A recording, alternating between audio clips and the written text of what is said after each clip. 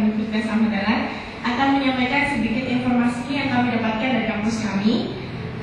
Dan kali ini yang kami sampaikan adalah tentang perilaku hidup bersih dan sehat, atau bisa disingkat dengan PHBS. Saya akan memperkenalkan pembicara-pembicara. Yang pertama adalah saya sendiri, pembicara pertama Anissa Mufena. Yang kedua, pembicara kedua adalah Saudari Aniska Yustiana.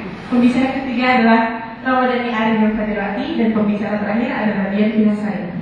Oke, untuk mempersingkat waktu, langsung saja ke materi yang akan kami sampaikan. Di sini saya menyampaikan tentang definisi PHBS atau perilaku hidup bersih dan sehat. Tentunya saudara-saudara sudah tahu ya, PHBS itu apa? Paling taunya buang sampah pada tempatnya, nguras bak mandi, gitu kan? Pada tahunnya. Di sini saya akan menyampaikan definisi selengkapnya, insya Allah. Oke, sebelumnya saya akan membacakan definisinya. PHBS adalah sekumpulan perilaku yang dipraktikkan atas dasar kesadaran sebagai hasil pembelajaran yang menjadikan seseorang atau keluarga dapat menolong diri sendiri dalam bidang kesehatan dan berperan aktif dalam mewujudkan kesehatan masyarakat.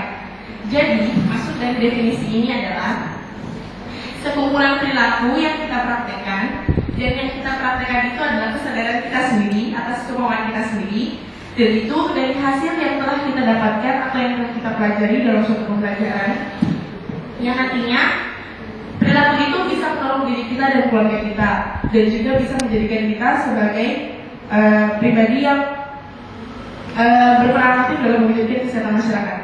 Oke. Dari kesimpulan ini pasti ada yang belum ngerti ya, maksudnya menolong keluarga, menolong diri kita atau berperan aktif. Oke. Kesimpulan yang bisa kita ambil di sini ada dua kesimpulan. Yang pertama, perilaku hidup bersih dan sehat. Perilaku hidup bersih dan sehat itu bisa menolong kita dan keluarga kita. Menolong dalam hal apa? Nanti saya jelaskan. Yang kedua, kesimpulan yang kedua adalah perilaku bersih hidup dan sehat atau PHBS ini bisa menjadikan kita sebagai pribadi atau orang yang berperan aktif dalam kesehatan masyarakat, teman-teman. Jadi akan dijelaskan oleh teman saya, Saudari Aniska Yustiana. Baiklah, di sini saya akan menjelaskan tentang tujuan PHBS. Nah, tujuan PHBS itu ada dua, itu tujuan umum sama tujuan khusus. Tujuan umumnya yaitu meningkatnya rumah tangga ber-PHBS di desa, kabupaten atau kota seluruh Indonesia. Nah, PHBS di rumah tangga itu upaya untuk memberdayakan anggota rumah tangga agar sadar dan mampu untuk mempraktekkan PHBS ini supaya bisa memelihara kesehatan dan bisa menjaga lingkungan. Nah, tujuan khususnya meningkatnya pengetahuan, kemampuan dan kemauan anggota rumah tangga untuk melaksanakan PHBS. Dan yang kedua, berperan aktif dalam gerakan PHBS di masyarakat. Ini contohnya itu gotong royong untuk membersihkan lingkungan, terus mengadakan pembuangan sampah di setiap RT.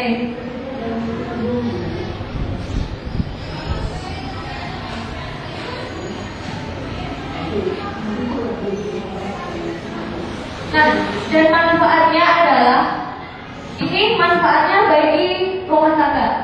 Nah, manfaatnya setiap rumah tangga ini akan sehat dan tidak mudah sakit. Kalau kita itu menjaga lingkungan kita, menjaga rumah kita dengan baik, dengan bersih, itu kita tuh akan sehat dan tidak mudah sakit.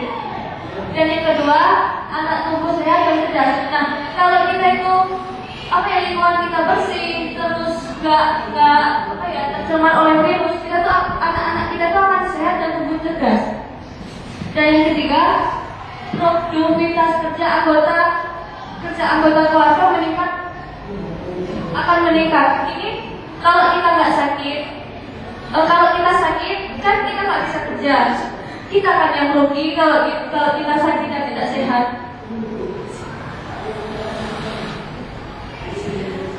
Dan selanjutnya akan dijelaskan oleh Ramadhani Arin.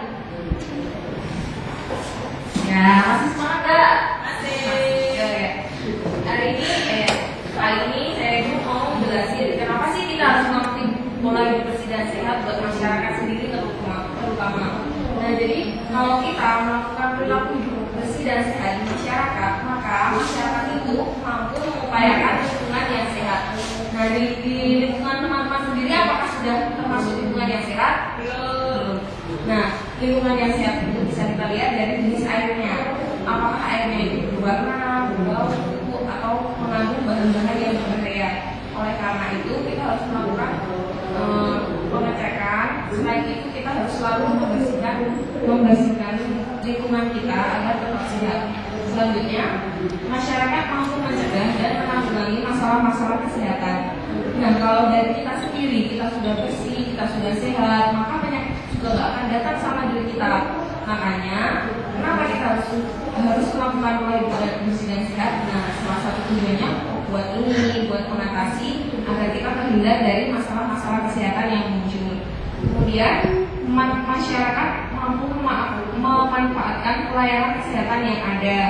Nah, kalau kita melakukan perilaku hidup bersih dan sehat itu, maka kita mau nggak mau harus datang ke puskesmas, kan? Kita harus mengecek keadaan kita, kondisi kesehatan kita, misalnya keadaan gula darah kita, kolesterol, dan sebagainya.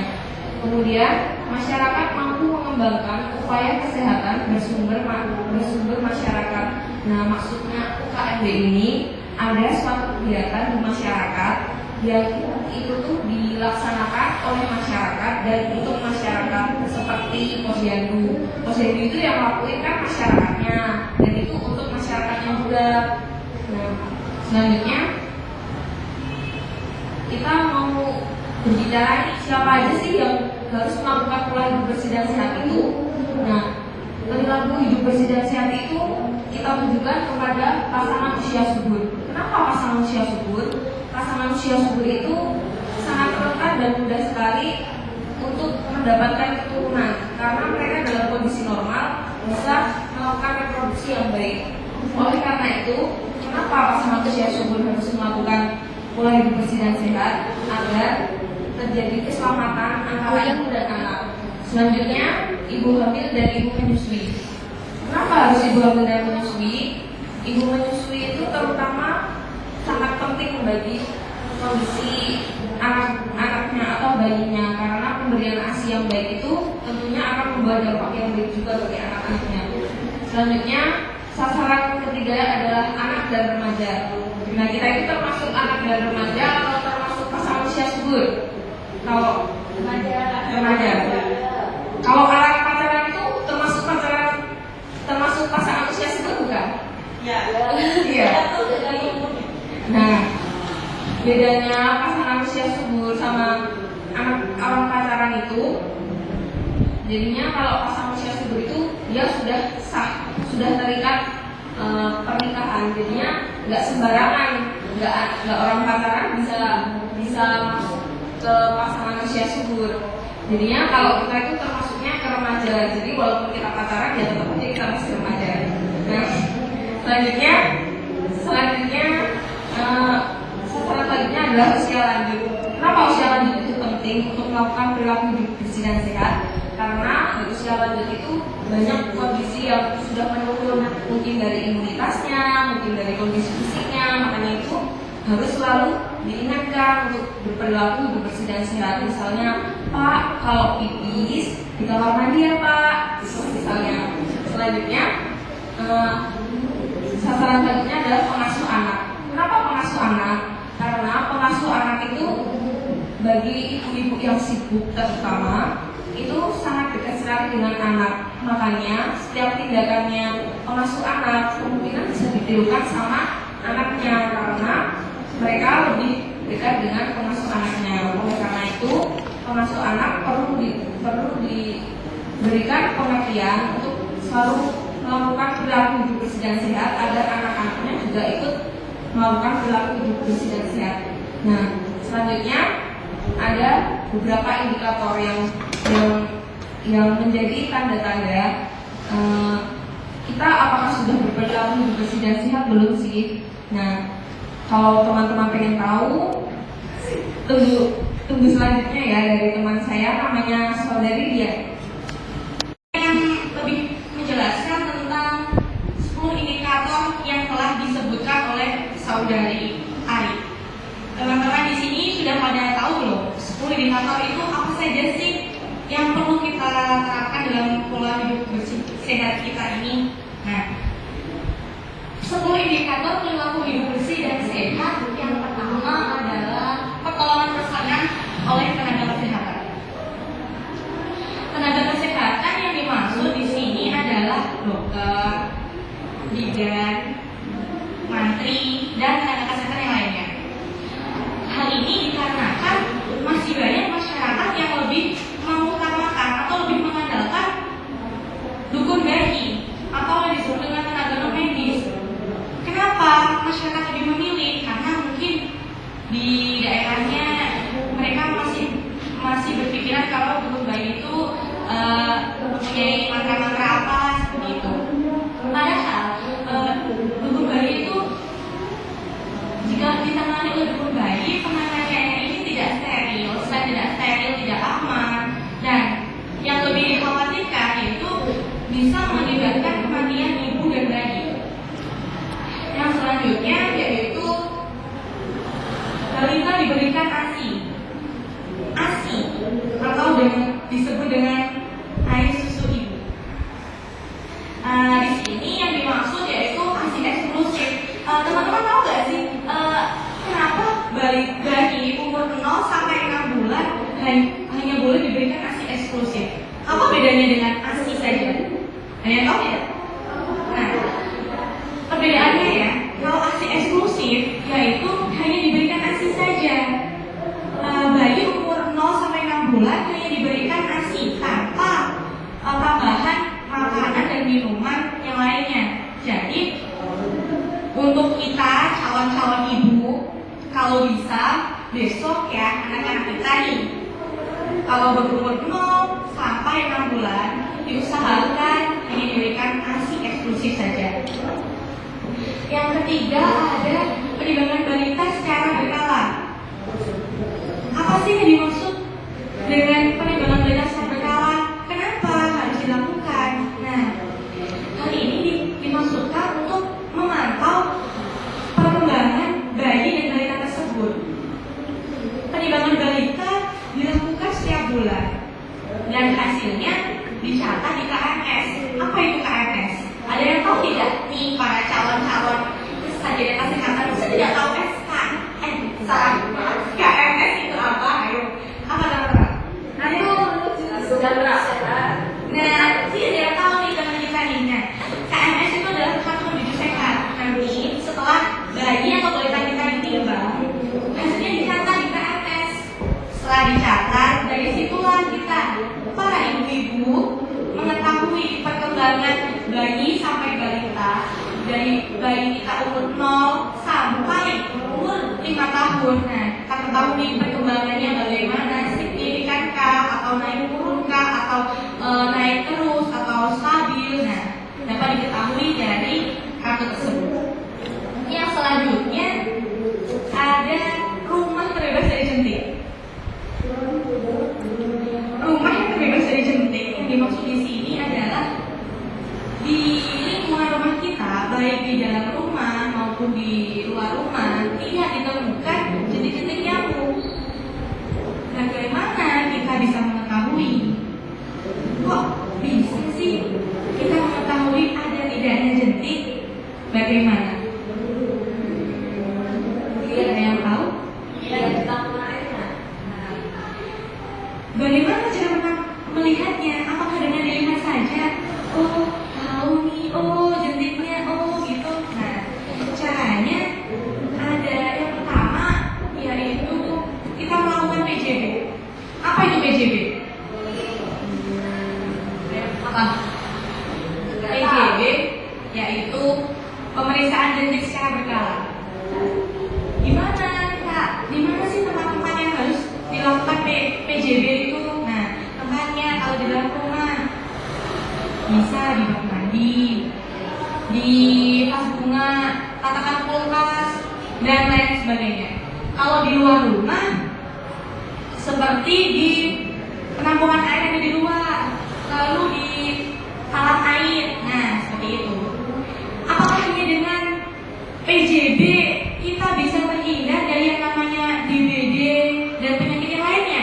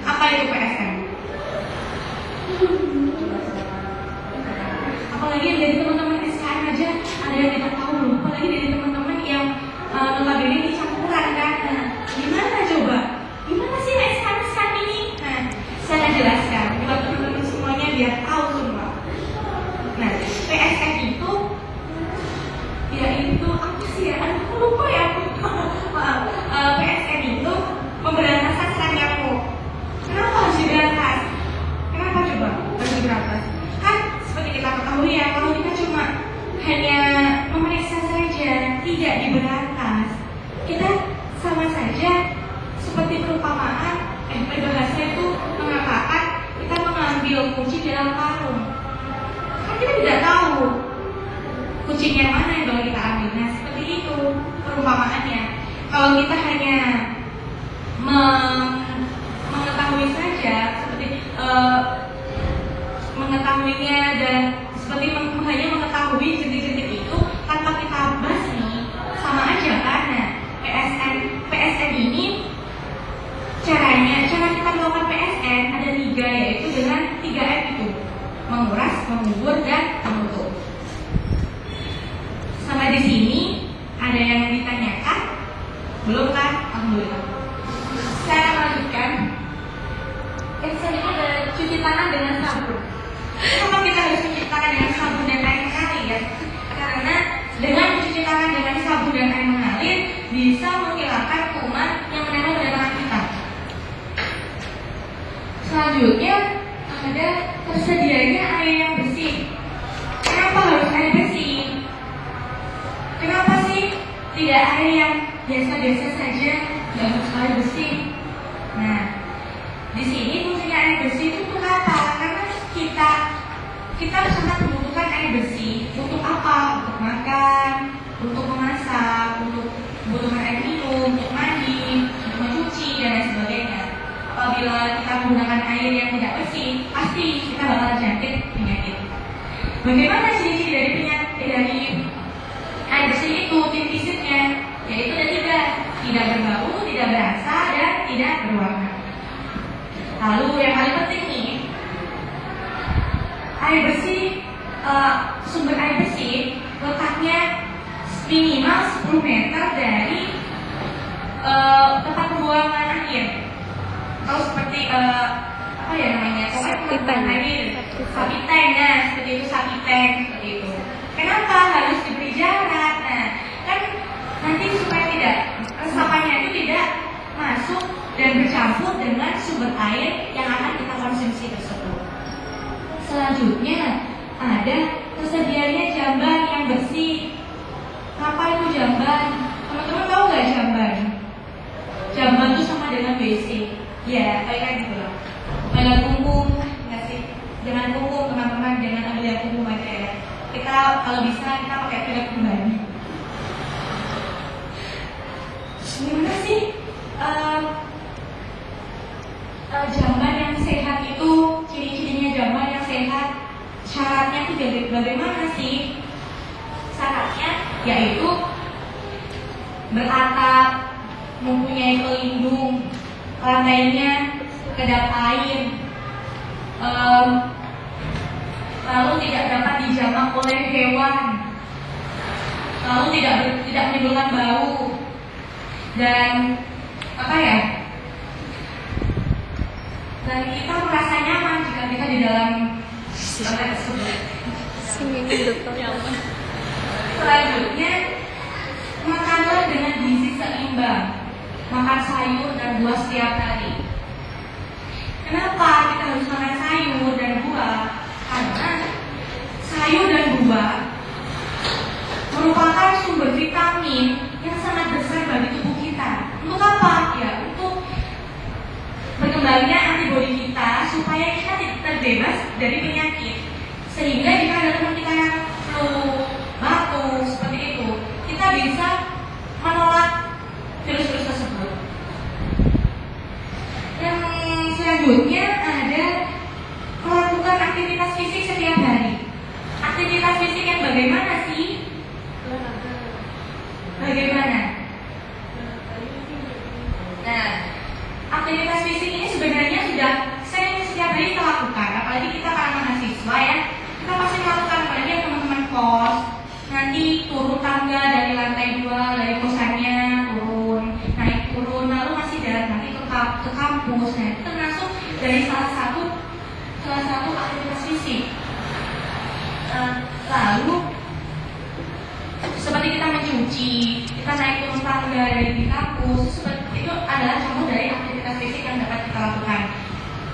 Yang terakhir ada tidak merokok di dalam rumah. Kenapa tidak boleh merokok di dalam rumah? Karena dalam satu puntung rokok yang dihirup oleh si perokok aktif, asap yang dikeluarkannya itu yaitu lebih dari 4.000 zat adiktif atau zat yang berbahaya yang dapat menimbulkan berbagai macam penyakit. Zat adiktif itu apa saja sih? Seperti nikotin, karbon monoksida, tar, dan lain sebagainya. Karena ada lebih dari 4.000. Jadi bisa dibayangkan apabila dalam sehari si perokok pasti merokok lebih dari 1 puntung rokok. Bayangkan berapa kali, berapa puluh ribu, dan hanya kita tinggal hitung saja. Kalau 2 puntung rokok ya 2 kali 4.000 seperti itu.